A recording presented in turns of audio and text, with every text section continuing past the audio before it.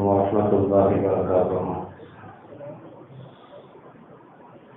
الحمد لله رب العالمين، والصلاة والسلام على رسوله خاتم النبيين وعلى آله الطيبين وأصحابه الطاهرين والمؤمنين والمسلمين كلهم أجمعين. أما بعد، أعوذ بالله من الشيطان الرجيم. بسم الله الرحمن الرحيم.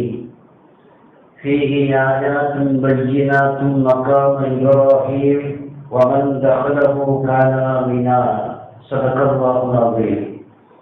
وقال نبينا وشفيعنا مولانا محمد رسول الله صلى الله عليه وسلم قال: ما بين الركن والباب يدعى المنتزل، لا يلزم ما بينهما أحد يسأل الله عز وجل شيئا إلا أعطاه وإياه. صدق رسول الله صلى الله عليه وسلم. எல்லா புகழும் அல்லாஹ் ஜல்ல ஷானஹு தஆலா ஒருவனுக்கே உரித்தாகுக. ஆமீன். அன்னை நாயகம் முஹம்மது ரசூலுல்லாஹ் ஸல்லல்லாஹு அலைஹி வஸல்லம் அவர்கள் மீதும் நற்பாக்கியத்திற்குரிய அவருடைய குடும்பத்தார்கள், சஹாபாக்கள், தாபியீன்கள், தபா தாபியீன்கள், அத்தாபுகள், அவுலியாக்கள், சுஹதாக்கள், நாதாக்கள், நல்லவர்கள் நம் அனைவரின் மீதும் அல்லாஹ்வின் நல்லருள் என்றென்றும் நிறைவாக நிலவட்டுமாக. ஆமீன். இதையெல்லாம் அல்லாஹ்விடத்தில் பிரார்த்தித்து துவங்குகின்றேன். அல்லாஹ்வின் பேரருளால் கடந்த 2 வார ஜும்மாக்களில் தொடர்ந்து கஅபா சம்பந்தமாகவும் ஹஜ் சம்பந்தமாகவும் பேசப்பட்டுக் கொண்டு வருகிறது. உலகமெல்லாம் ஹஜ் செய்வதற்காக தயார் நிலையில் இருக்கிற இந்த நேரத்தில் வரக்கூடிய 26ஆம் தேதியிலிருந்து தமிழ்நாட்டினுடைய ஹஜ் கமிட்டியின் சார்பாக முதல் விமானம் அல்லாஹ்வின் பேரருளால் புறப்படுவதற்கு தயாராக இருக்கிறது. இந்த வருஷம் 1436வது ஹஜ்ஜை உலகம் செய்வதற்கு தயாராக இருக்கிறது. இல்லாமல் இறைவன் அனைத்து ஹாஜிகளுடைய ஹஜ்ஜையும் பிரயாணங்களையும் கபூலாக்கி தருவானாக. ஆமீன். கஅபா சம்பந்தமான வரலாறுகளில் ஹாஜிகள் இப்போது ஒரு 5 பேர் இங்கிருந்து புறப்படுவதற்கு இருப்பதால் அவர்களுக்கும் நமக்கும் ஏதாவது ஒரு பிரயோஜனம் தருகிற விதத்தில் கஅபாவிலே எங்கெல்லாம் துவா செய்ய வேண்டும், துவா கபூலாக அல்லாஹ் எந்தெந்த இடத்திற்கு சிறப்பு வைத்திருக்கிறான் என்பது குறித்து நாம் இந்த வார ஜும்மாவிலே பேசுவதற்கும் கேட்பதற்கும் நாம் கடமைப்பட்டிருக்கிறோம். அல்லாஹ் ஜல்ல ஷானஹு தஆலா திருக்குர்ஆனில் கஅபா என்கிற வார்த்தை அந்த இறையாயத்திற்கு பயன்படுத்தப்பட்டிருப்பது போல் ஒரு 5 வார்த்தை அல்லாஹ் அந்த வீட்டிற்கு பெயர் சொல்லுகிறார். நாமெல்லாம் அறிந்து வைத்திருக்கிற கஅபா 4 பக்கமும் கட்டப்பட்ட சுவர் என்று அதற்கு அர்த்தம். வெறும் சுவர் மட்டும்தான் இருக்கிறது. அதற்கு செவ்வக வழியில் இருக்கக்கூடிய கட்டிடம் என்பதற்கு தான் அரபியிலே கஅபா என்று பெயர். குர்ஆனிலே அல்லாஹ் இந்த பெயர் சொல்கிறார். 2வது பைத்துல் அதீக், பூர்வீக வீடு என்று அதற்கு பெயர். இதுவும் கஅபாவிற்கு இன்னொரு பெயர். 3வது குர்ஆனில் பைத்துல்லாஹ், அல்லாஹ்வுடைய வீடு என்று வருகிறது. 4வது பைத், வெறும் வீடு என்று மட்டும் அல்லாஹ் அந்த கட்டிடத்தை சொல்லுகிறார். 5வது மஸ்ஜிதுல் ஹராம், இந்த பெயர் குர்ஆனிலே வந்திருக்கிறது. 6வது நாமெல்லாம் தெரிந்து வைத்திருக்கிற உலக மக்கள் எல்லாம் முன்னோக்கக்கூடிய கிபுலா என்கிற வார்த்தை அந்த பள்ளிவாசலுக்கு பெயராக வைத்திருக்கிறார். இந்த 6 பெயரும் அந்த வீட்டிற்கு மட்டும் சொல்லக்கூடிய பெயர். ஸல்லல்லாஹு அலைஹி வஸல்லம் அவர்கள் சொன்னார்கள், மஸ்ஜிதுல் ஹரம் என்பதுதான் ஆரம்ப காலத்தில் இருந்ததற்கு பெயர். ஹஜ்ரத் இப்ராஹிம் அலைஹிஸ்ஸலாம் அவர்கள் கஅபாவை செவ்வக வடிவிலே அவர்கள் தான் கட்டினார்கள். செவ்வகமாக இழுத்து கட்டப்பட்ட போது அதற்கு கஅபா என்கிற பெயர் அப்போதுதான் வந்தது.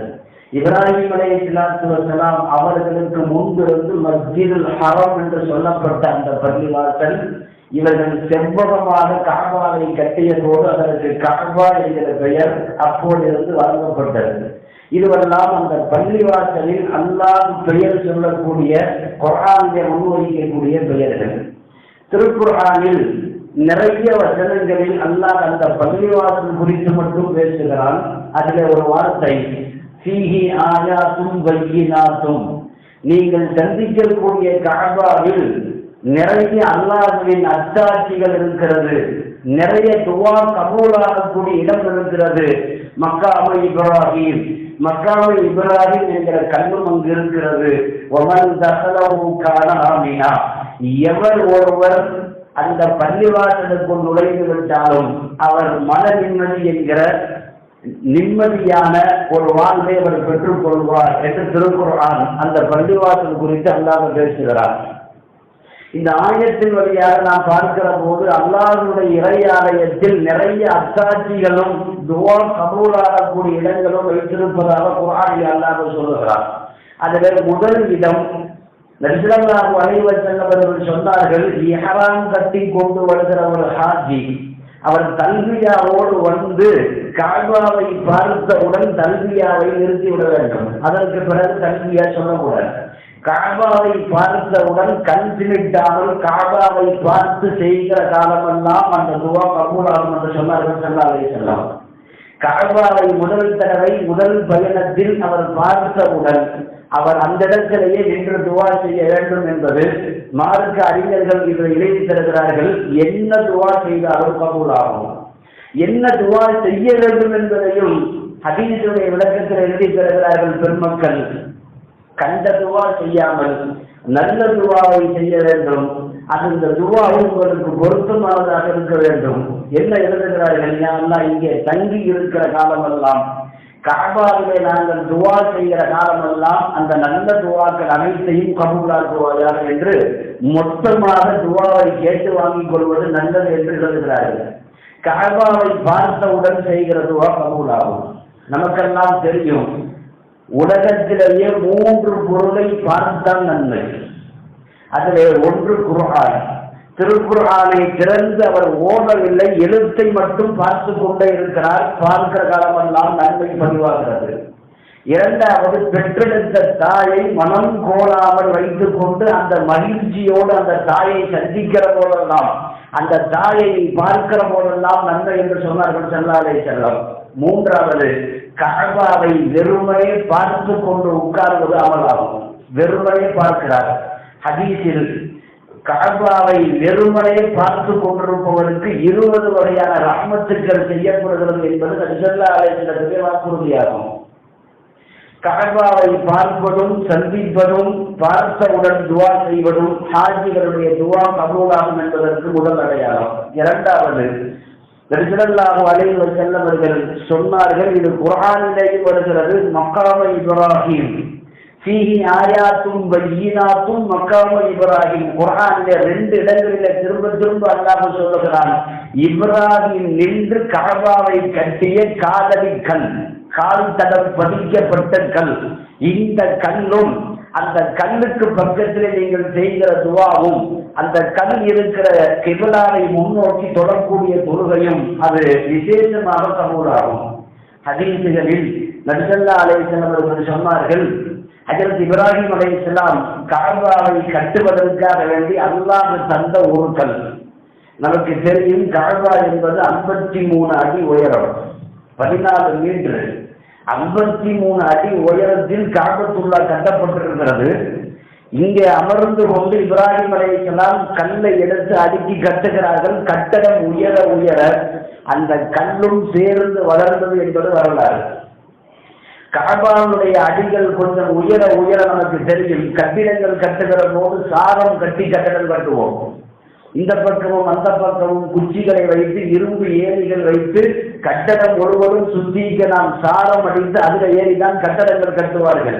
இப்ராஹிம் அலைஹிஸ்ஸலாத்து வஸலாம் அந்த ஒரு கல்லிலே நின்று கொண்டுதான் கஅபாவை கட்டுகிறார்கள். ஹதீஸிலே வருகிறது, குர்ஆனுடைய தஃசீரையும் எழுதி தருகிறார்கள். இந்த கல்லை வைக்கிற போது ஒரு லிப்டை போல மேலே ஏறுவதும் சுருங்கி கொள்வதும், இப்ராஹிம் அலைஹிஸ்ஸலாம் கற்களை எடுப்பதற்கு கீழே வருகிற போது குடிக்கிற போது அந்த கல் அப்படியே குறைந்து விடுவதும், தரையோடு தரையாக வந்து விடுவதும், கல்லை எடுத்ததற்கு பிறகு எந்த அளவிற்கு அந்த கல் உயரம் தேவையோ அதுவரை அவரை கொண்டு போவதும், இதுவெல்லாம் அந்த ஒரு கல்லிலே நின்றுதான் காபாவை முழுவதையும் கட்டி முடித்தார்கள் இப்ராஹிம் அவர்கள். கட்டடப்பணிக்கு பிறகு அல்லாஹ் அந்த கல்லை அங்கேயே வைக்க சொல்லி உத்தரவு. காபாவினுடைய ஹஜர் அஸ்வத் கல்லுக்கு பக்கத்தில் தான் அந்த மக்காவை இப்ராஹிம் ஆரம்ப காலத்தில் இருந்திருந்தது. நபி ஸல்லல்லாஹு அலைஹி வஸல்லம் காலத்திலும் கூட அந்த இடத்தில் தான் இருந்தது. ஹஜர் அஸ்வத் கல்லை ஒட்டி தவாஃப் செய்யக்கூடியவர்கள் ஆங்காங்கே இடித்துக் கொள்கிறார்கள் என்கிற ஒரு கூட்ட நெரிசல் வந்த போது ஹஜ்ரத் உமர் ரலியல்லாஹு அன்ஹு தான் அந்த கல்லை நகர்த்தி கொண்டு வந்து அங்கே வைத்தார்கள். இப்போது இருக்கிற அந்த இடம் உமர் ரலியல்லாஹு அன்ஹு நகர்த்தி வைத்த இடம். சொன்னார்கள், இதற்கு மேல் யாரும் இந்த கல்லை நகர்த்தக்கூடாது, இது உமருடைய உத்தரவு என்றே சொன்னார்கள். அன்றையிலிருந்து இன்று வரைக்கும் அந்த கல் காபாவினுடைய கொஞ்சம் சற்று தொலைவிலேயே வைக்கப்பட்டிருக்கிறது. நபி ஸல்லல்லாஹு அலைஹி வஸல்லம் மக்காமை இப்ராஹிம் என்கிற அந்த கல்லுக்கு பக்கத்திலேயும் அந்த திசையை நோக்கி நீங்கள் துவா செய்யுங்கள், உங்களுடைய துவா என்பது கபூலாகும், இது நபி ஸல்லல்லாஹு அலைஹி வஸல்லம் சொன்னார்கள். மூன்றாவது நீங்கள் சந்திக்கக்கூடிய இடம் என்பது ஹஜர் அஸ்வத் கல். அந்த கல் குறித்தெல்லாம் உங்களுக்கு தெரியும். ஹஜ்ரத் ஆதம் அலைஹிஸ்ஸலாம் பூமிக்கு வருகிற போது கையோடு கொண்டு கொடுக்கப்பட்ட கல் அது. நஜர ஹஜர் அஸ்வத் மினல் ஜன்னா. நபி ஸல்லல்லாஹு அலைஹி வஸல்லம் சொர்க்கத்திலே இருந்து ஆதம் இறங்குகிற போது அந்த கல்லும் கீழே இறங்கி விட்டது என்று சொன்னார்கள் ஸல்லல்லாஹு அலைஹி வஸல்லம். அந்த கல் பாலை விட வெண்மையாக இருந்ததும், பிறகு ஹாஜிகள் தொட்டு தொட்டு அந்த பாவத்தின் காரணமாக ஹஜர் அஸ்வத் கல் தன்னை கருப்பாக்கி கொண்டதும், அதற்கு பிறகு அதற்கு ஆதம் அலைஹிஸ்ஸலாம் அந்த இடத்திலே கொண்டு வந்து கல்லை வைத்ததெல்லாம் உங்களுக்கு வரலாறு தெரியும். கல் வைக்கப்பட்ட போது அது ஒரு முழுமையான கல்லாக இருந்தது. ஹிஜ்ரி 319வது வருஷம் கராமிதா என்று சொல்லி ஒரு கூட்டம், ஈராக்கிய நாட்டிலிருந்து வரக்கூடிய ஒரு கூட்டம். அந்த கூட்டம் ஹஜர் அஸ்வத்கள் ஆரம்ப காலத்திலே கையில எடுத்து முத்தம் கொஞ்சுவதை போலத்தான் இருந்தது. வந்த கூட்டம் எதையெதையும் திருடுவார்கள். இவன் ஹஜர் அஸ்வத் கல்லவே திருடிட்டு போயிட்டான். கராமிதா என்கிற கூட்டம் அவர்கள் ஹஜ்ஜுக்கு வந்த போது கல்லை எடுத்து கொண்டு போய்விட்டார்கள். பொதுவாக ஹஜர் அஸ்வதுக்கு ஒரு குணம் உண்டு. அந்த கல் குறித்து எழுதுகிறார்கள், யார் அதை தவறான நோக்கத்தில் எடுத்தாலும் மீண்டும் அவர்களே கொண்டு வந்து வைத்து விடுவார்கள். அல்லாஹ் அப்படி ஒரு சோதனையை கொடுத்து விடுவார். இவர்கள் எடுத்துக்கொண்டு போன போது அந்த கூட்டம் கடுமையான சோதனைக்கு உள்ளாக்கப்பட்டது. கடைசியாக அந்த கல்லை மீண்டும் அவர்கள் கொண்டு வந்து வைத்தார்கள். வைக்கிற போது ஹஜ்ஜில் அஸ்வத் கல்லு 8 துண்டுகளாக உடைக்கப்பட்டிருந்தது. அந்த 8 துண்டுகளை தான் இப்போது நாம் பார்க்கக்கூடிய அந்த வெள்ளி ஸ்கூபியில அந்த மோல்டிங் செய்யப்பட்டு உள்ளே ஒரு கல் பொருத்தப்பட்டிருக்கிறது. அந்த கல் முழுவதும் ஹஜ்ஜில் அஸ்வத் கல் அல்ல, நீங்கள் நெருங்கி பார்த்தால் தெரியும். 7-8 துண்டுகளாக பச்சை கலரில் பாசன பச்சையிலே அந்த 8 துண்டுகள் அந்தக்குள்ளே பொருத்தப்பட்டிருக்கும். அது மட்டும்தான் ஹஜ்ஜில் அஸ்வத் கல். நபி ஸல்லல்லாஹு அலைஹி வஸல்லம் ஹஜ்ஜில் அஸ்வதை நீங்கள் தொடுவதற்கு வாய்ப்பிருந்தால் நீங்கள் தொட்டு முத்தம் கொஞ்சுங்கள். எவர் ஒருவர் ஹஜ்ஜில் அஸ்வத் கல்லை தொடுகிறாரோ அவர் ரப்போடு முஸாபஹா செய்வதற்கு சமம் என்று சொன்னார்கள் ஸல்லல்லாஹு அலைஹி வஸல்லம். அதே நேரத்தில் இன்றைக்கு இருக்கக்கூடிய ஹஜ்ஜுடைய நேரத்தில் ஹஜ்ஜில் அஸ்வத் கல்லை தொடுவது என்பது சர்வ சாதாரணம் அல்ல. ஒரு 100 பேரையாவது மிதித்து விட்டு போய்தான் தொட வேண்டி இருக்கிறது. இங்கே அதையும் எழுதுவார்கள், சண்டை போட்டுக் கொண்டு ஒருத்தரை அடித்து பிடித்துக் கொண்டு தொட வேண்டும் என்றார். நபி ஸல்லல்லாஹு அலைஹி வஸல்லம் 2 விஷயம் சொன்னார்கள். ஒன்று, கூட்டம் அதிகம் இல்லாத காலத்தில் நபி ஸல்லல்லாஹு அலைஹி வஸல்லம் வருகிற போது அதை தொட்டும் முத்தம் கொஞ்சியிருக்கிறார்கள். ஒட்டகத்திலே உட்கார்ந்து கொண்டு ஒரு நீளமான குச்சியை அந்த கல்லின் மீது வைத்து அதையும் முத்தம் கொஞ்சியிருக்கிறார்கள். இப்படி 2 விதத்தில் எதை செய்தாலும் உங்களுக்கு அது கூடும். ஏனென்றால் ஹஜ்ஜில் அஸ்வத் கல்லிலே நீங்கள் நெருங்குகிற அளவிற்கு நெருக்கமாகி கையை உயர்த்தி காட்டி முத்தம் கொஞ்சினாலே அந்த மானசீகமான தொடுதல் அது உங்களுக்கு அது கிடைத்து விட்டதை போல என்று ஹதீஸில் எழுதுகிறார்கள். ஹதீஸில் நபி ஸல்லல்லாஹு அலைஹி வஸல்லம் நாளை மறுமையில் ஹஜ்ஜில் அஸ்வத் கல் என்ற கல்லுக்கு 2 கண் கொடுக்கப்படும், ஒரு நாவு கொடுக்கப்படும், நாளை மறுமையில் யாரெல்லாம் அந்த கல்லிலே வந்து கை தூக்கினார்களோ, தொட்டு முத்தம் கொஞ்சினார்களோ அத்தனை பேருக்கும் அந்த கல் சாட்சி சொல்லும் என்று சொன்னார்கள் ஸல்லல்லாஹு அலைஹி வஸல்லம். ஹஜ்ஜில் அஸ்வத் கல்லிடத்தில மூலையில நின்று கொண்டு ஹாஜிகள் துவா செய்தால் அந்த துவா கபூலாகும் என்று எழுதுகிறார்கள். நாலாவது, ஹாஜிகள் சந்திக்கக்கூடிய அந்த கஅபாவில் பாபுர் ரஹ்மத், கஅபாவினுடைய அந்த வாசல், தங்க கதவு பொருத்தப்பட்டிருக்கிற வாசல், கூடுமான வரைக்கும் அந்த தங்க வாசல் முன்னால் நின்று அதனுடைய பிடியை பிடித்துக் கொண்டு துவா செய்கிற காலமெல்லாம் அந்த ஹாஜியிலே துவா கபூலாகும். ஸல்லல்லாஹு அலைஹி வஸல்லம் அல்லாஹ்வுடைய அரிசியிலிருந்து மிகச்சரியாய் கீழே அமைந்திருக்கிறது கஅபா. மிகச்சரியாக அந்த கஅபாவினுடைய வாசலை பிடிக்கிற போது ரப்பினுடைய அரிசிக்கு பக்கத்திலே நின்று கொண்டு ஒருவர் கேட்பதை போல என்று சொன்னார்கள் ஸல்லல்லாஹு அலைஹி வஸல்லம். பாபுர் ரஹ்மத், பரக்கத்தான வாசல் என்று அதற்கு பெயர். நமக்கு தெரியும் கஅபாவிற்கு 2 வாசல் இருந்தது. ஹஜ்ரத் இப்ராஹிம் அலைஹிஸ்ஸலாம் கட்டுகிற போது இப்போது இருக்கிற வாசலுக்கு அப்படியே நேர் ஆப்போசிட் ருக்னே யமான் இருக்கிறது இல்லையா, அந்த இருக்கக்கூடிய வாசலுக்கு அப்படியே பின்பக்கத்திலே இன்னொரு வாசல் வைத்தார்கள். இன்றைக்கு கூட கஅபாவுடைய திரையை நீங்கள் கலட்டுகிற போது பார்த்தால் பின்னால் ஒரு வாசல் இருந்து அடைக்கப்பட்ட அடையாளம் இன்றைக்கும் தெரியும். இப்ராஹிம் அலைஹிஸ்ஸலாம் 2 வாசல் வைத்து கட்டினார்கள். அதற்கு பிறகு அப்துல் முத்தலிப் அவர்கள் நபி ஸல்லல்லாஹு அலைஹி வஸல்லத்துக்கு 35 வயதாகிற போது கஅபாவினுடைய சிதிலம் அடையப்பட்டு மீண்டும் கட்டுமான பணி ஏற்பட்ட போது கஅபா சுருக்கப்பட்டது. இப்போது இருக்கிற கஅபா சதுரமாக சுருக்கப்பட்டது. அதனால் ஒரு வாசல் படி போதும் என்று அப்துல் முத்தலிப் தான் பின்பக்க வாசலை அடைத்து இந்த ஒரு வாசலை மட்டும் வைத்தார்.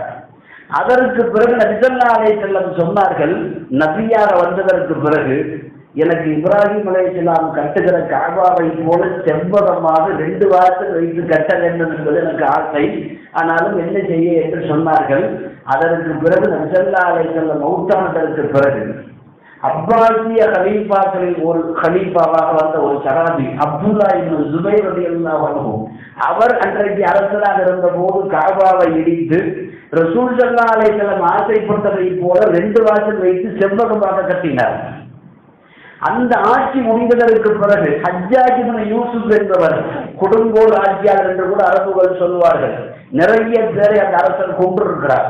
அவர் அன்றைக்கு மக்காவுக்கு அரசராக வந்த போது அப்துல்லா இப்னு ஸுபைர் கட்டிய அந்த செவ்வகமான கஅபாவை மீண்டும் இடித்து ரசூலுடைய காலத்தில் எந்த கஅபா இருந்ததோ அப்படித்தான் இருக்க வேண்டும் என்று சொல்லி மீண்டும் சதுரமாக, சொல்ல போனால் இன்றைக்கு இருக்கக்கூடிய கஅபாவை கட்டியவர் ஹஜ்ஜாஜ் இப்னு யூசுப்.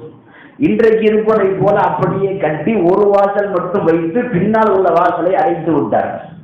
அதற்கு பிறகு ஹாரூன் ரஷீத் பாதுஷா என்ற ஒரு அரசர், அவர் மீண்டும் மக்காவிற்கு ஆட்சியாளராக வந்தபோது அவர் மாலிக் ரஹ்மத்துல்லாஹி அலைஹி, அன்றைக்கு அவர்கள் ஃபத்வா கொடுக்கக்கூடிய இடத்திலே பெரிய இமாமாக இருந்தார்கள். அவர்கள் இருந்த போது கேட்டார்கள், இந்த கஅபாவை மீண்டும் இடிச்சிட்டு இப்ராஹிம் அலைஹிஸ்ஸலாம் கட்டின மாதிரி செவ்வகமா கட்டி 2 பக்கம் வாசல் வச்சு நான் கட்டிடவா என்று கேட்டபோது மாலிக் ரஹ்மத்துல்லாஹி அலைஹி ஃபத்வா கொடுத்தார்கள், இப்படி ஒவ்வொரு வருஷமும் ஆட்சியாளர்கள் மாறி மாறி கஅபாவை இடித்து இடித்து கட்டுவது என்பது நல்லதல்ல. நீங்கள் திரும்ப கட்டுவீங்க, அடுத்து வேற ஒரு ஆட்சியாளர் வந்து திரும்ப இடிப்பார். கஅபா என்பது எடுப்பார் கைப்புள்ளையை போல போய்விடும். இனி எதுவும் செய்ய வேண்டாம், ஹஜ்ஜாஜ் இப்னு யூசுப் கட்டியபடியே இருக்கட்டும், நீங்கள் கஅபாவை கை தொட வேண்டாம், தேவையில்லாமல் கஅபாவிலே கை வைப்பது குற்றம் என்று ஃபத்வா கொடுத்து விட்டார்கள். அதற்கு பிறகு யாரும் கஅபாவை கை வைக்கவில்லை. அன்றைக்கு கட்டி அதே கஅபா தான் இன்றைக்கு வரைக்கும் இருக்கிறது. கஅபாவுடைய அந்த வாசல், ஹாஜிகள் அங்கு நின்று துவா செய்வது என்பது ஆக ஏற்றமானது. நாம் பார்க்கக்கூடிய அந்த தங்க கதவு, நீங்கள் இதையெல்லாம் தெரிந்து கொள்ள வேண்டும். ஒரு கஅபாவை சந்திக்கிற போது அதனுடைய வரலாறுகளையும் பின்னணிகளையும் நீங்கள் தெரிந்து கொள்ள வேண்டும். கஅபாவுக்கு ஆரம்ப காலத்தில் துணிகளால் திரை போடப்பட்டிருந்தது. பேரித்தமர கட்டைகளை கொண்டு பலகையின் கதவு போடப்பட்டது. கொஞ்ச காலத்திற்கு பிறகு செம்பிலாலான கதவுகள் போடப்பட்டது. அதற்கு பிறகு கொஞ்சம் வசதி வந்த போது ஐம்பொன்களால் ஆன கதவு மாற்றப்பட்டது. அதற்கு பிறகு 1975 வரைக்கும் வெள்ளியிலான கதவுகள் தான் போடப்பட்டிருந்தது. பழைய கஅபாவை நீங்கள் பார்த்தால் தெரியும், வெள்ளியிலே கதவு இருக்கும். 1975 தான் ஹாலித் என்கிற மன்னர் அரசராகிறார். Khalid ibn Abdul Aziz. அவர் 1975 82 வரைக்கும் அவர் அங்கே அரசராக இருக்கிறார். அவருடைய ஆட்சியில் தான் காபாவிலே முழுக்க முழுக்க தன்னுடைய சொந்த காசிலே வைத்து தங்கத்திலே கதவு மாற்றப்படுகிறது. 280 கிலோ தங்கம் முழுக்க முழுக்க தன்னுடைய சொந்த செலவிலே காபாவிற்கு தங்கமாக மாற்றினார். அன்றைக்கு போடப்பட்ட கதவு தான் இன்று வரைக்கும் காபாவே இருக்கிறது. அந்த கதவிலே வென்று கொண்டு செய்கிற எல்லா துவாவும் கபூலாகும். நபி ஸல்லல்லாஹு அலைஹி வஸல்லம் அது பாபுர் ரஹ்மத் என்று சொன்னார்கள். அல்லாஹ்வுடைய ரஹ்மத்தை பெற்றுக் கொள்ளக்கூடிய வாசல். ஹாஜிகள் எந்த நோக்கத்திற்கு என்று துவா செய்தாலும் கபூலாகும். அடுத்து ஹாஜிகள் சந்திக்கக்கூடிய 5வது இடம் முல்தஸம், ரொம்ப முக்கியமான இடம்.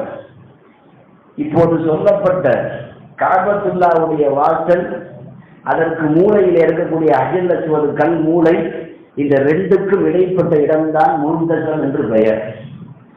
காபத்துல்லா வாசல் இருக்கிறது, பக்கத்திலே மூலையிலே ஹஜ்ருல் அஸ்வத் கல் இருக்கிறது.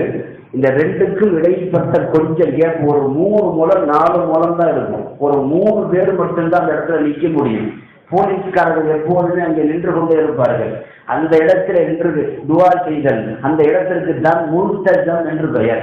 நபி ஸல்லல்லாஹு அலைஹி வஸல்லம் எப்போது காபாவிற்கு வந்தாலும் தன்னுடைய கன்னத்தையும் நெஞ்சையும் சேர்ந்து அந்த செவுட்டிலே வைத்துக் கொண்டு முல்தஸமிலே நின்று நபி ஸல்லல்லாஹு அலைஹி வஸல்லம் துவா செய்வார்கள். சொன்னார்கள், இந்த இடம் என்பது மா பைனல் ருக்னி வல் பாபி, ஹஜ்ருல் அஸ்வத் கல்லுக்கும் காபாவுடைய அந்த வாசலுக்கும் இடைப்பட்ட இடம். இது அல் முல்தஸம், இதற்கு முல்தஸம் என்று பெயராகும். உங்களில் யார் ஒருவர் போய் அந்த இடத்திலே நின்று கொண்டு எதை கேட்டாலும் யஸ்அலுல்லாஹு அஸ்ஸ வ ஜல்ல இல்லா அதாஹு, நிச்சயமாக அல்லாஹ் கேட்பவருக்கு அதை கொடுக்காமல் இருப்பதில்லை என்று சொன்னார்கள் ஸல்லல்லாஹு அலைஹி வஸல்லம். என்ன துவா செய்தாலும் கபூலாகும். ஒருவர் அடுத்தவரை அழிக்க வேண்டும் என்று மாறுதலாக துவா செய்தாலும் கபூலாகும். அப்படி செய்யக்கூடாது என்று எழுதுகிறார்கள். அந்த இடம் குறித்து ஒரு வரலாறு உண்டு. ஹஜ்ரத் நபி ஸல்லல்லாஹு அலைஹி வஸல்லம் பத்ர் யுத்தத்திற்காக வேண்டி பத்ர் மைதானத்தில் இருக்கிறார்கள். 313 பேர். மக்காவில் இருந்து 1000 பேர் அபூ ஜஹலுடைய தலைமையில் தான் போர் நடக்கிறது. காபிர்கள் எல்லாம் இங்கிருந்து கிளம்புகிறார்கள். கிளம்புகிற போது அபூ ஜஹல் எல்லோரையும் கூட்டி கொண்டு வந்து காபாவை நிறுத்தி கொண்டு சொன்னானா, முல்தஸமிலே நான் நின்று துவா செய்கிறேன், நீங்கள் எல்லோரும் துவா செய்யுங்கள். துவா செஞ்சதுக்கு பிறகு நம்ம போலாம். ஏன்னா காபாவில் ரொம்ப முக்கியமான இடம் முல்தஸம். எல்லோரும் அல்லாஹ்வை ஒப்புக்கொண்டார்கள், முஹம்மதை தான் அவர்கள் மறுத்தார்கள். முல்தஸமிலே வந்து நின்று கொண்டு அபூ ஜஹல் துவா செய்தார். கிதாபில் எழுதுகிறார்கள், அந்த இடத்திலே அபூ ஜஹல் முஹம்மது தோற்க வேண்டும், நாங்கள் ஜெயிக்க வேண்டும் என்று துவா செய்திருந்தால் கண்டிப்பாக பத்ரில் நபி ஸல்லல்லாஹு அலைஹி வஸல்லம் தோற்கப்பட்டிருப்பார்கள். ஏன்னா அந்த இடத்தின் மதிப்பு அப்படி. அந்த இடத்திலே என்ன துவா செய்தாலும் கபூலாக்கப்படும் என்று அல்லாஹ் எழுதி வைத்து விட்டார். அபூ ஜஹலும் வந்தான். ஆனால் அல்லாஹ்வுடைய பெரிய ஏற்பாடு பாருங்கள், உள்ளத்தையும் நாவுகளையும் அவன்தானே புரட்டுகிறான். அங்கே வந்து அவன் என்ன துவா செய்து விட்டான், நாங்கள் வெற்றி அடைய வேண்டும் என்று சொல்ல வந்தவன் அல்லாஹ் அந்த உள்ளத்தை மாற்றி வைத்து விட்டான். அவன் என்ன சொன்னான், யார் சத்தியவானோ அந்த கூட்டத்திற்கு நீ வெற்றி கொடு. இதுதான் துவா. அவன் நினைச்சுக்கிட்டான், நாங்கள்லாம் சத்தியத்தில் இருக்கோம், காபா நம்ம ஊர்ல இருக்கு, நம்ம வெற்றி அடைஞ்சிருவோம்னு அவன் நினைச்சுக்கிட்டான். யார் சத்தியவான் என்று யா அல்லாஹ் நீ நினைக்கிறாயோ அந்த சத்தியவானுக்கு நீ வெற்றி கொடு என்று இங்கு துவா செய்கிற போது நபி ஸல்லல்லாஹு அலைஹி வஸல்லம் அந்த துவா கபூலாகிறது. முல்தஸம் குறித்து எழுதுகிறார்கள், ஒருவேளை அங்கே அபூ ஜஹல் முஹம்மது தோற்க வேண்டும் என்று துவா செய்திருந்தால் அந்த துவா கபூலாயிருக்கும். அதனால்தான் அல்லாஹ் தஆலா அந்த இடத்தில் அந்த துவாவை வெளிப்படுத்தாமல் இப்படி துவாவை வெளிப்படுத்தினான் என்று ஆசிரியர்கள் எழுதி தருவார்கள்.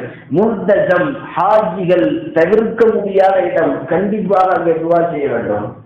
அதே போல ஹாஜிகள் சந்திக்கக்கூடிய இன்னொரு இடம் ஹஜ்ருல் அஸ்வத் கல்லுக்கு அப்படியே பின்னால் மூலை ருக்னே யமானி. அந்த மூலையை கடந்துதான் நீங்கள் ஹஜ்ருல் அஸ்வத் கல்லுக்கே வர முடியும். அந்த 4 மூலைகளில் 3வது மூலை ருக்னே யமானி. நீங்கள் கூர்ந்து கவனித்தால் காபாவினுடைய அந்த திரை அந்த மூலையிலே அப்படியே கிழிக்கப்பட்டிருக்கும். அந்த மூலை மட்டும் தெரியும். அதுக்கு பேர் ருக்குனே யமானின்னு பேர். நபி ஸல்லல்லாஹு அலைஹி வஸல்லம் சொன்னாங்க, ஹஜ்ஜுல் அஸ்வத் கல்லு வெளியில தெரியுது, அதுக்கு முன்னாடி இருக்கிற மூலையில அந்த கல்லை உள்ள அல்லாஹ் வச்சிருக்கா. வெளியில அந்த கல் உங்களுக்கு தெரியாது, உள்ளுக்குள்ளே ஒரு கல் இருக்கிறது. 2 கல்லு குறித்து நபி ஸல்லல்லாஹு அலைஹி வஸல்லம் சொன்னார்கள், மா பைனல் ருக்குனி மக்காமி, ருக்குனே யமானி என்கிற கல்லும் ஹஜ்ஜுல் அஸ்வத் கல்லும், இந்த 2 கல்லும் சொர்க்கத்திலிருந்து வந்த கல்லாகும். இன்னல் ருக்குன வல் மகாம யாக்கூத்ததானி யாக்கூத்தல் ஜன்னா, இந்த 2 கற்களும் சொர்க்கத்திலிருந்து வந்த கற்களாகும். தமஸ்ஸல்லாஹு நூரஹுமா, ஹஜ்ஜுல் அஸ்வத் கல்லினுடைய ஒளியையும் ருக்குனே யமானிக்குள்ளே வைக்கப்பட்டிருக்கிற அந்த கல்லின் ஒளியையும் அல்லாஹ் அணைத்து வைத்திருக்கிறான். லவ்லா அன்னல்லாஹ தமஸ்ஸஹ நூரஹுமா, அல்லாஹ் ஒருவேளை அந்த 2னுடைய கல்லின் ஒளியை அணைக்காமல் வெளிவிடுமாறு உத்தரவிட்டிருந்தான், அது கிழக்கிற்கும் மேற்குக்கும் உள்ள எல்லா இடத்திற்கும் அந்த கற்களிலிருந்து வரக்கூடிய ஒளி போதுமானதாக இருக்கும், சூரியன் தேவைப்படாது என்று சொன்னார்கள் ஸல்லல்லாஹு அலைஹி வஸல்லம். முஸ்னத் அஹ்மதிலே ஹதீஸ் பதிவாகி இருக்கிறது. அவ்வளவு வெளிச்சத்தையும் அந்த கல் உள்வாங்கி வைத்திருக்கிறது, அல்லாஹ் அணைத்து வைத்திருக்கிறான். அவன் மட்டும் அனுமதி கொடுத்திருந்தால் அந்த கல்லை நீங்கள் நெருங்கவே முடியாது. உலகத்தின் கிழக்கிற்கும் மேற்கிற்கும் அந்த கல்லிலிருந்து வரக்கூடிய வெளிச்சம் போதுமாகும் என்று சொல்லுகிறார்கள் ஸல்லல்லாஹு அலைஹி வஸல்லம்.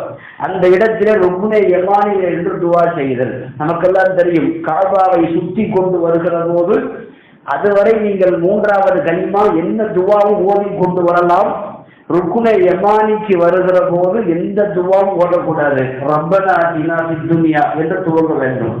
அந்த மூளை மட்டும் அப்படியே அந்த மூளையில ஆரம்பத்திலிருந்து கடைசி வரைக்கும் அப்படியே நேராக ஒரு காபாவில தையல் போட்டிருப்பார்கள் அந்த மூளையை காட்டுவதற்கு. அந்த இடத்துல ரப்பனா ஆத்தினா ஃபித் துன்யா ஓதிக்கொண்டே வர வேண்டும். ஹஜ்ஜுல் அஸ்வத் கல்லு வருகிற வரைக்கும் அந்த துவாவை திருப்பி திருப்பி செய்ய வேண்டும். ஹதீஸில ஸல்லல்லாஹு அலைஹி வஸல்லம் சொன்னார்கள், அந்த ருக்குனே யமானிலிருந்து ஹஜ்ஜுல் அஸ்வத் கல்லு வரைக்கும் இருக்கக்கூடிய அந்த மூளை 70,000 மலக்குமார்கள் உங்களுடைய துவாவிற்கு ஆமீன் சொல்லுகிறார்கள். நீங்கள் ரப்பனா ஆத்தினா ஃபித் துன்யாவை திரும்ப திரும்ப ஓதிக்கொண்டு வாருங்கள். அந்த இடம் முழுவதும் 70,000 மலக்குகள், உலகத்திலேயே அந்த மலக்குகள் அங்குதான் இருக்கிறார்கள். யாரும் எந்த இடத்திலேயும் 70,000 மலக்குகள் ஆமீன் சொல்வதில்லை. அந்த இடத்திற்கு மட்டும் அல்லாஹ் தந்திருக்கிற கண்ணியம். நபி ஸல்லல்லாஹு அலைஹி வஸல்லம் ஆரம்ப காலத்துல தொழுகை கடமை இல்லாத காலத்துல காலையில 2 ரக்காயத்து மாலையில 2 ரக்காயத்து தொழுவாங்க. காபாவில் சுற்றி 4 மூலையில இன்று தொழுகலாம். ஆனால் நபி ஸல்லல்லாஹு அலைஹி வஸல்லம் அந்த ரப்பனா ஆத்தினா ஓடுற அந்த பகுதியில் தான் நபி ஸல்லல்லாஹு அலைஹி வஸல்லம் காலையில 2 ரக்காயத்து தொழுவாங்க, அசர்ல 2 ரக்காயத்து தொழுவாங்க. நபி ஸல்லல்லாஹு அலைஹி வஸல்லம் ஏன் அங்க நின்று தொழுறாங்கன்னா, வரலாற்று ஆய்வாளர்கள் எழுதுகிறார்கள், அந்த இடத்தை நிற்கிற போதுதான் காபாவையும் முன்னோக்கியதாகவும் பைத்துல் முக்கத்தஸ் என்கிற ஆரம்ப கிபிலாவையும் முன்னோக்கியதாகும். 2 கிபிலாவை முன்னோக்கக்கூடிய திசை அந்த திசை. ஆகவே நபி ஸல்லல்லாஹு அலைஹி வஸல்லம் ஆரம்ப காலத்திலிருந்து அந்த பகுதியில் தான் தொழுதிருக்கிறார்கள். அந்த இடத்திலே நீங்கள் துவா செய்தல், ஹாஜிகள் சந்திக்கிற போது அந்த இடத்திலே அதிகம் தொழுதல் துவா செய்தல் என்பது ஆக விருப்பமானதாகவும் உங்கள் துவா கபூலாகும். அடுத்து ஜம்ஜம் தண்ணீர் குடிக்கிற போது ஹாஜிகளின் துவா கபூலாகும். நமக்கெல்லாம் தெரியும், தண்ணீர் அல்லாஹ்வால் கொடுக்கப்பட்ட பெரிய அற்புதம். ஹஜ்ஜுக்கு போனாலும் சரி போகலாம் சரி, உலகத்துல எல்லா முஸ்லீம் குடும்பத்திலையும் ஒரு டம்ளர் ஜம்ஜமாவது வீட்டில் இருக்கும். எல்லா முஸ்லீமுடைய குடும்பத்திலையும் பரக்கத்திற்கென்று ஒரு ஜம்ஜம் இருக்கும். அல்லாஹ் அப்படிப்பட்ட ஒரு புனித தண்ணீரை ஒரு 5 அடி ஆழம், ஒரு 18க்கு 14 ஒரு சின்ன ஹவுஸ் மாதிரி இருக்கக்கூடிய ஒரு சின்ன தொட்டியிலிருந்து உலகம் முழுவதும் அல்லாஹ் அந்த தண்ணீரை கொண்டு வந்து சேர்க்கிறான். ஜம்ஜம் அது மாத்திரம் அல்லாஹ்வுடைய அனுமதியிலே கட்டுப்பட்டு இருக்கிறது. ஜம்ஜம் என்று சொன்னால் இப்ராஹிம் அலைஹிஸ்ஸலாம் பேசுகிற அந்த மொழியில் நில்லுதல், நிறுத்துதல் என்று அதற்கு பெயர். அந்த ஜம்ஜமை மட்டும் அல்லாஹ் தஆலா நிறுத்தாமல் ஓட விட்டிருந்தால், அது ஆறு போல் அல்லது கடல் போல் ஆர்ப்பரித்து ஓடி இருந்தால் உலகத்தை எல்லாம் ஜம்ஜம் தனக்குள்ளே பதுக்கிக் கொள்ளும், எடுத்துக்கொள்ளும் என்று சொன்னார்கள் ஸல்லல்லாஹு அலைஹி வஸல்லம். அவ்வளவு ஆழத்தையும் வீரியத்தையும் அந்த ஜம்ஜம் தனக்குள்ளே வைத்திருக்கிறது. ஜம்ஜமை ஒரு ஹாஜி குடிக்கிற போதெல்லாம் அவர் செய்கிற துவா அது கபூலாகும். நபி ஸல்லல்லாஹு அலைஹி வஸல்லம் என்ன துவா செய்ய வேண்டும் என்பதையும் சொன்னார்கள். அல்லாஹும்ம இன்னா நஸ்அலுக இல்மன் நாஃபிஆ வ அமலன் முத்தகப்பலா வ ரிஸ்கன் வாசிஆ வ ஹலாலன் தய்யிபா வ ஷிஃபாஅ மின் குல்லி தா. இந்த துவாவை நபி ஸல்லல்லாஹு அலைஹி வஸல்லம் கேட்டிருக்கிறார்கள். பிரயோஜனமான கல்வி கொடு, ஏற்றுக்கொள்ளக்கூடிய அளவிற்கு யா அல்லாஹ் நாங்கள் அமல் செய்கிற கபூலியத்தை கொடு, எங்களுடைய ரிஸ்கிலே ஹலாலை கொடு, நல்ல ரிஸ்கை கொடு, உலகத்தில் இருக்கிற எல்லா நோய்களிலிருந்தும் ஷிஃபாவை கொடு. நம்ம என்னென்ன துவா கேட்டாலும் இந்த 5க்குள்ள அது அடங்கியது. ஆரோக்கியம் உள்ளே இருக்கிறது, நல்ல கல்வி உள்ளே இருக்கிறது, வாழ்வாதாரம் உள்ளே இருக்கிறது, செய்கிற அமல் கபூலியத்து உள்ளே இருக்கிறது. நாம் தனித்தனியாக என்னென்ன துவா கேட்டாலும் ரசூல் ஸல்லல்லாஹு அலைஹி வஸல்லம் சொல்லி இருக்கிற இந்த துவாக்களில் எல்லாம் சேர்ந்திருக்கிறது. ஜம்ஸம் குடிக்கிற போது ஒரு ஹாஜி இதை ஓதிக்கொள்ள வேண்டும். அதற்கு பிறகு ஹாஜிகள் சந்திக்கக்கூடிய கஅபாவை சுற்றி வரக்கூடிய தவாபு செய்யக்கூடிய பகுதி மத்தாஃப் என்று பெயர். தவாபு செய்யக்கூடிய இடம் என்று பெயர் மத்தாஃப். அங்கிருந்துதான் நாம் கஅபாவை அப்படியே வலம் வந்து கொண்டே இருக்கோம். அந்த பகுதி முழுவதும் நல்ல கவனத்தில் வைக்கணும். நின்றிருந்தாலும் சரி, வெறுமனே உட்கார்ந்திருந்தாலும் சரி, அவர் தவாபு செய்தாலும் சரி, தொழுதாலும் சரி, அந்த இடத்துல அவர் உட்கார்ந்திருப்பது வெறுமனே இருப்பது அது ஒரு ரஹ்மத்தாகும். ஒரு நாளைக்கு 120 ரஹ்மத்தை அல்லாஹ் ஒவ்வொரு நாளும் பூமிக்கு இறக்குகிறார். அதில் 120 ரஹ்மத்துக்களில் 60 ரஹ்மத்து சரிபாதி 60 ரஹ்மத்தை தவாபு செய்யக்கூடிய அந்த பகுதியிலே உள்ளவர்களுக்கு மட்டும் அல்லாஹ் தருகிறார். 60 ரஹ்மத்து. கஅபாவில யாரெல்லாம் தொழுகிறார்களோ அவர்களுக்கு 40 ரஹ்மத்து. 120ல 100 போயிருக்கு, மிச்சம் 20 இருக்கு. கஅபாவை வெறுமனே ஒருவர் பார்த்து கொண்டே இருக்கிறார், அவருக்கு 19 ரஹ்மத் என்றும் 20 ரஹ்மத் என்றும் எழுதுகிறார்கள். அதிலே ஹதீஸின் விளக்கத்திலே கஅபாவை பார்ப்பவருக்கு 19 ரஹ்மத்து, அதில் 119 போயிடுச்சு, மிச்சம் 1 இருக்கு. நபி ஸல்லல்லாஹு அலைஹி வஸல்லம் சொன்னார்கள், உலகத்தில் இருக்கக்கூடிய எல்லா பள்ளிவாசலுக்கும் அந்த ஒரு ரஹ்மத்து தான் பிரித்து கொடுக்கப்படுகிறது. உலகத்தில் இருக்கிற எல்லா பள்ளிவாசலுக்கும். அப்ப கவனத்தில் வைக்கணும், தவாபு செய்யக்கூடியவருக்கு 60 ரஹ்மத்து. அந்த தவாபு செய்யக்கூடிய இடத்தில் ஹாஜிகள் பேசக்கூடாது, அரட்டை அடிக்கக்கூடாது. தவாபு செய்கிற போது யாரும் யாரிடத்திலேயும் பேசிக் கொள்ளக்கூடாது, யாரை பார்த்தும் அறிமுகப்படுத்தக்கூடாது. நமக்கு தெரிஞ்சவரே அங்க வந்திருந்தாலும் எப்ப வந்தீங்க என்று பேசக்கூடாது. தவாப் என்பது அத்தவாப் மிஸ்ல ஸலா, தொழுகையை போல என்று சொன்னார்கள் ஸல்லல்லாஹு அலைஹி வஸல்லம். தவாஃபை ஒருவர் ஆரம்பித்து விட்டாலே முழுக்க முழுக்க அவர் செல்ஃபி எடுத்தல், பேசுதல், பக்கத்தில் உள்ளவரிடத்தில் தேவையில்லாமல் பேசுதல், அரட்டை அடித்தல், இது எதுவும் கூடாது. ஏனென்றால் அது அல்லாஹ்வுடைய ரஹ்மத்தை விட்டு இவரை தூரப்படுத்திவிடும் என்று சொன்னார்கள். ஆகவே அந்த தவாஃபில் இருக்கிற காலமெல்லாம் அவருடைய துவா என்பது கபூலாகும். இறுதியாய் சஃபா மர்வா, ஹாஜிகள் தொங்கோட்டம் ஓடக்கூடிய பகுதி என்று சொல்லுவோம். சஃபா மர்வா 2 மலை. அந்த மலையிலே நின்று கொண்டு ஒருவர் துவா செய்கிற காலமெல்லாம் அந்த ஹாஜிகளின் துவா கபூலாகிறது. சஃபா மர்வா பற்றி அல்லாஹ் குர்ஆனிலே சொல்லுகிறான், இன்ன ஸஃபா வல் மர்வத மின் ஷஆயிரில்லாஹ். இந்த சஃபாவும் மர்வாவும் இந்த 2 மலைகளும் அல்லாஹ்வுடைய அத்தாட்சிகளாகும், அடையாள சின்னங்களாகும். எவர் ஒருவர் இந்த 2 மலைகளுக்கு மத்தியில் தவாபு செய்வாரோ, ஓடுவாரோ, அந்த பச்சை கலர் பகுதியில வருகிற போது தொங்கோட்டம் ஓடுவாரோ, அப்படி யாரெல்லாம் செய்கிறார்களோ இன்னல்லாஹ ஷாக்கிருன் அலீம். அல்லாஹ் குர்ஆன்ல சொல்றான், இந்த 2 மலைகளையும் அதன் இடைப்பட்ட பகுதிகளையும் யார் கண்ணியப்படுத்துகிறாரோ அவருக்கு நான் நன்றி உள்ளவனாக நடந்து கொள்கிறேன். இந்த ஆயத்து ரொம்ப நல்லா கவனிக்கணும். குர்ஆன்ல எல்லா இடத்துலையுமே நீங்க எனக்கு நன்றி செலுத்த மாட்டீர்களா, நீங்கள் எனக்கு நன்றி உள்ளவனாக ஆக மாட்டீர்களா அப்படித்தான் வரும். ஆனா இந்த சஃபா மர்வா குறித்து அல்லாஹ் சொல்லுகிற போது அந்த ஹாஜிகளுக்கு அல்லாஹ் கொடுக்கிற மரியாதையை பாருங்கள். இந்த மலை 2ஐயும் நீங்கள் கண்ணியப்படுத்துங்கள். இன்னல்லாஹ ஷாக்கிருன் அலீம். அல்லாஹ் உங்களுக்கு நன்றி உள்ளவனாக அவன் நடந்து கொள்கிறான். அப்ப எந்த அளவிற்கு அல்லாஹ் நமக்கு நன்றி உள்ளவனாக நடக்கிறான் என்றால், அந்த மலைகள் இருக்கக்கூடிய சஃபா மர்வாவில் ஒரு ஹாஜிகள் தேவையில்லாத அரட்டைகள் மட்டும் பேசக்கூடாது. ஓடலாம், குர்ஆன் ஓடலாம், தெரிந்த கலிமா ஓடலாம், எதுவும் இல்லையா, வெறுமனே நடக்கலாம். ஆனால் தேவையில்லாத அரட்டைகளும் கேலி பேச்சுகளும் மட்டும் அங்கு இருக்கக்கூடாது என்பதை இந்த ஆயத்தின் வழியாக நமக்கு சொல்லித் தருகிறார்கள். இந்த இடங்கள் முழுவதும் ஹாஜிகள் கஅபாவில் நின்று பிரார்த்திக்கிறதுக்கு உண்டான மிக ஏற்றமான இடங்களாகும். இதைகளை தவிர்த்து ஒரு ஹாஜிகள் துவாவை விட்டுவிடக்கூடாது. அந்தந்த இடங்களிலே போகிற போது விசாலமான துவா செய்யுங்கள். உங்களுக்கு மட்டுமல்ல, உங்கள் குடும்பத்திற்கு மட்டுமல்ல, உலகத்தில் இருக்கிற அத்தனை பேருக்கும். இன்னும் சொன்னால் உங்களுக்கு பிடிக்காத எதிரிகளுக்கு கூட நல்ல துவா செய்யுங்கள். அல்லாஹ் அப்படி செய்கிற போது நம்முடைய துவாக்களை அது கபூலாக்கி விடும். ஹதீஸில் வருகிறது, நபி ஸல்லல்லாஹு அலைஹி வஸல்லம் ஒரு ஹஜ் தான் செய்தார்கள். அந்த ஒரு ஹஜ்ஜில் போகிற இடமெல்லாம் இந்த உம்மத்திற்கு தான் துவா செய்தார்கள். பாத்திமா அம்மாவுக்கோ தன்னுடைய குடும்பத்தாருக்கோ மனைவி மக்களுக்கோ எந்த துவாவும் கிடையாது. முழுக்க முழுக்க உம்மத்திற்கே துவா செய்தார்கள். ஆகவே உம்மத்திற்காக துவா செய்தல் என்பது ரசூல் ஸல்லல்லாஹு அலைஹி வஸல்லம் ரொம்ப பிரியமானது.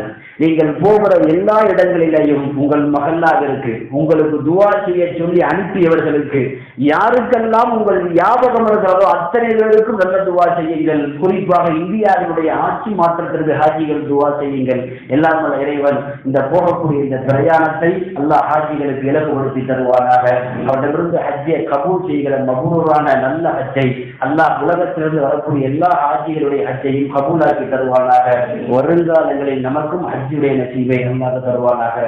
ஆமீன். வ ஆகிரு தஅவானா அல்ஹம்துலில்லாஹி ரப்பில் ஆலமீன்.